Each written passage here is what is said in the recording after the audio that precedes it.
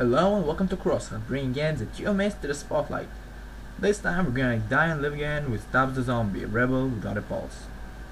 It's a really fun quest moving game with action elements in which you play the zombie for the first time in a zombie game, and you come to the great city of Punchbowl, which it's the 50s and it's super advanced because it already has robots working around the city and advanced electricity and stuff, and it's considered one of the super greatest cities, and it's a kind of a utopia until you wake up and start breaking havoc around the place.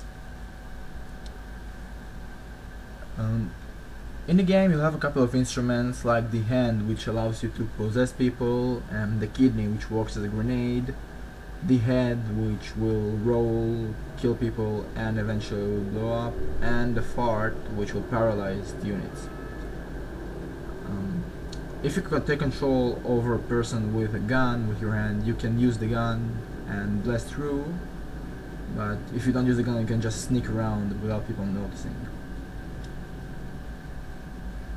Now, these powers you'll be getting at different times of the game, so you start with the fart, eventually you gain the hand, the kidney, the hand, and then the head eventually.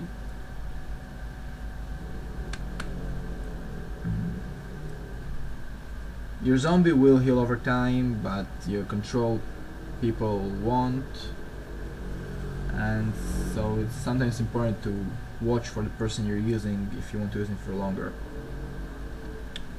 Now, every person you kill as a zombie will also become a zombie and will join your horde and will attack enemies and will listen to your commands when you order them.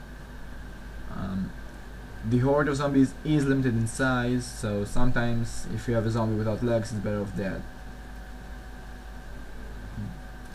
The zombies can come in various shapes. They can lose arms, they can lose their head or their lower limbs and just crawl. The game is filled with humorous cinematics with great bits. Like in this cinematic, the Scientist is working on a code which is supposed to create an antivirus for the city water supplies, and just says that any zombie can walk around, they have a Wii, and the world is doomed, while you as the zombie are looking for a restroom to lay off some steam. Now, your zombie has two attacks, which one is the regular attack and the second is the draining.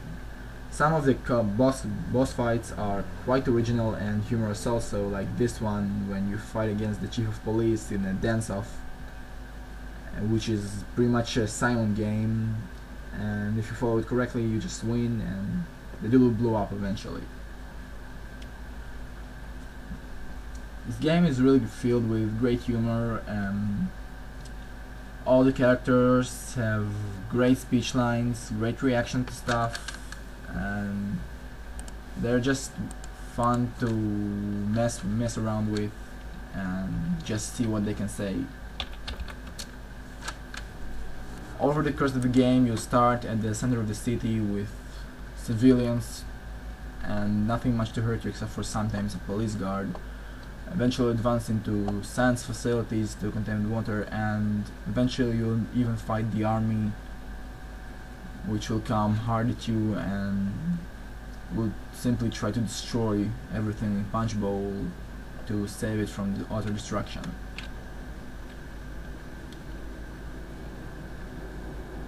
The game has many chapters and covers wide areas, starting from the city, moving to the farm, shopping centers, the science lab, the dam, a police station in which you are taken to be studied. Also throughout the game you can use various vehicles that are scattered around, varying from this hover pickup truck, moving on to tanks and jeeps when you're facing the army. sometimes your zombie horde is actually essential to progressing the game, so it'd be a smart idea to leave and kill a couple of people yourself, because if you just run them down or shoot them with a controlled human, they don't become zombies. In this case, when you're in the police, when you invade the police station, they're just helpless prisoners, when you can just eat their brains, get strength, and get an army. Sometimes when moving from stages you will lose your zombie horde, so it's important to stack on zombies, because they're quite weak also and be killed often, and with zombies it's always strength in numbers. After you complete a playthrough to the game, on the various levels you'll find pink hippo heads which have designer commentary about the levels and various aspects of the game, and it's also really great to check out and has some really funny bits. Now, there are a few major characters like the Monday family, which has founded the city and is the mayor of the city is a Monday, and the main farmer of the farms around the city is also from the Monday family, and you'll encounter them a lot, and there is a certain twist related to them. And even though the plot is not the most important aspect of this game and it doesn't really have a lot of complex elements and dialogue, it just has you progressing throughout the game just for it being. It also provides you with some exposition about your past as a person before you became a zombie,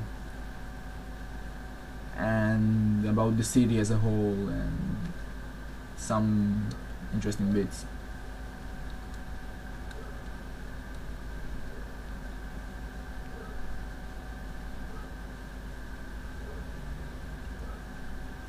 Eventually you learn to strategically use weapons, such as shooting robots will ignore you or just talk to you when you walk next to them, but if you shoot them they run berserk and hit them a couple more times and they'll blow up eventually, causing quite a hefty damage.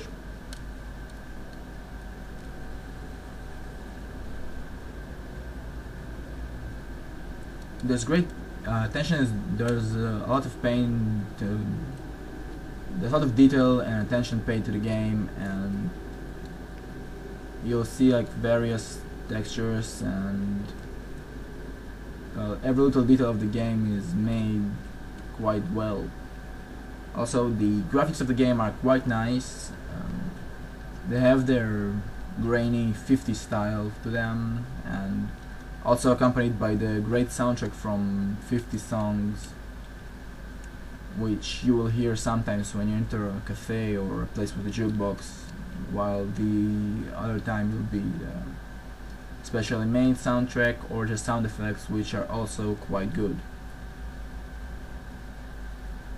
Controls in this game are quite easy, quite responsive. Jumping is a bit of a hassle and takes getting used to, and using the weapons is not very comfortable, especially with the zapper gun some of the scientists have, which is very weak and quite useless.